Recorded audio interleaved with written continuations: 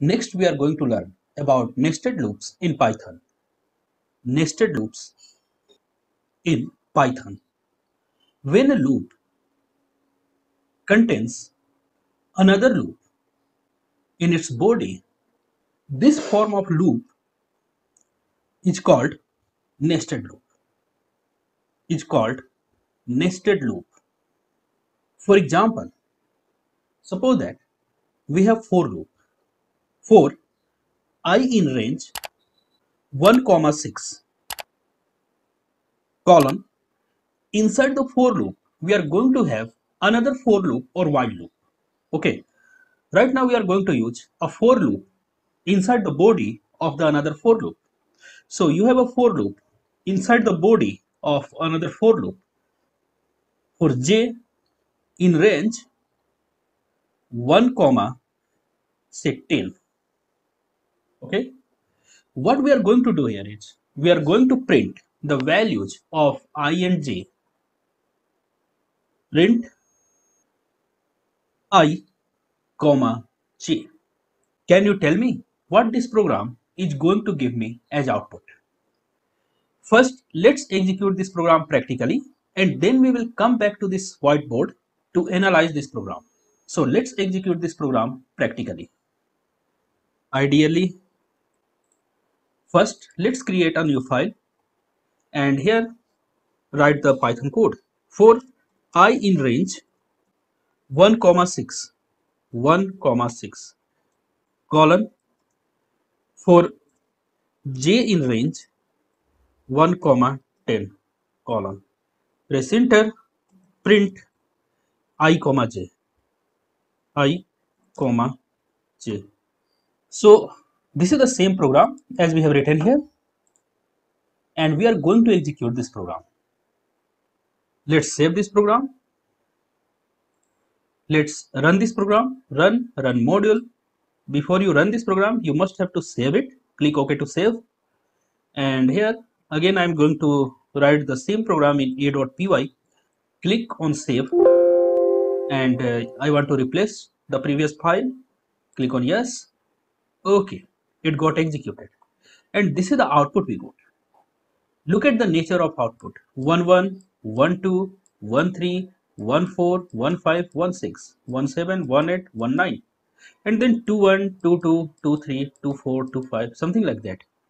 So we are getting such type of output. But how? The story starts from the outer for loop. Here the first loop is called outer loop. Outer loop. And this loop which is inside the body of the outer loop is called the inner loop. Inner loop. So for the first iteration of the outer for loop, you have the value I is equal to 1. So for I is equal to 1, you are inside the body of the outer for loop. Okay. This is the value of I for the outer for loop. Outer for loop. And for this value, now you are working in the body of the outer for loop. And inside the body of the outer for loop, you have another for loop which is having j with different values. So for I is equal to 1, you are going to have j is equal to 1, then j is equal to 2, because first this inner for loop will complete its execution, then only the value of I can be changed, otherwise not. Okay, so for I is equal to 1, you are going to have j is equal to 1, j is equal to 2, up to j is equal to 10. You are going to print the current values of I and j. Can you tell me what is the current value of I? The current value of I is 1, whereas the current value of j is also 1. Okay, the current value of I is 1, where the current value of j is 2. It will keep on printing like this and will print 1 comma 10. After the value of j is equal to 10, you are done with one iteration of the outer for loop. Means for I is equal to 1, the complete body of the outer for loop got executed for one time. Now the second iteration of the outer for loop begins, and at this time the value of I will be 2. For this value of I again j will start its execution, and the starting value of j is going to be 1, then 2, then 3, up to 10. So in this loop you are going to print 21, 22, 23, dot dot dot to 10. In the next iteration of the outer for loop, you are going to have I is equal to 3, and then again for I is equal to 3, you are going to have different values of j inside the body of outer for loop. So j is equal to 1, j is equal to 2, up to j is equal to 10. So here you are going to get 3 1, 3 2, up to 310. In the last iteration of outer for loop, the value of I is going to be 5, as we know. Okay, we already know about the range function, that how it works. So in the last iteration of the outer for loop, the value of I is going to be 5. Also in the last iteration of the for loop, we are going to have various values of j, like j is equal to 1, j is equal to 2, and dot dot dot up to j is equal to 10. Here also we will have dot dot dot. We have skipped just one iteration of the outer for loop, that is for I is equal to 4. So for I is equal to 5 also, we are going to have various values of j, and for that we are going to print 5 1, 5 2, dot dot dot 5 10. So this is the expected output we have: 1 1 1 2 1 3 up to 110, then 2 1 2 2 2 3 up to 210, then 3 1 to 310, then 5 1 to 510. And if you look at the output, we are getting the same output. I am doing a mistake here. The value of j will not go up to 10, it will go up to 9 only, because we know in the range from 1 to 10 we got the value up to 9 only. So here again we will get value up to 9, and here again we will get the value up to 9.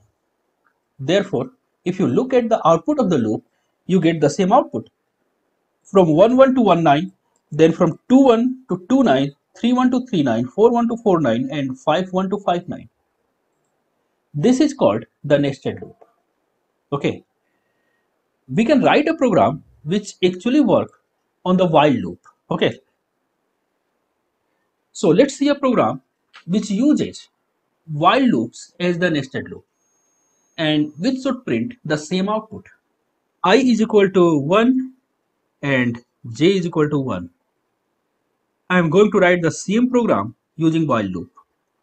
While I is less than 6, and then while j is less than 10. So we have one while loop inside another while loop. For these two while loops, print I comma j, I comma j. But here we have to take a special care. In the inner while loop, this is the body of inner while loop. In the body of inner while loop, we should increase the value of j. So j is equal to j plus 1. This statement is present inside inner while loop. Therefore, for every iteration of while loop, we are going to increase the value of j. And after that, in the body of outer while loop, means at this indentation, we need to write I is equal to I plus 1. Because we have to keep on increasing the values of I and j. So what will happen here? The initial value of I is 1, the initial value of j is 1. Is 1 less than 6? Yes. Then the body of outer while loop will execute. This complete inner while loop is inside the body of outer while loop.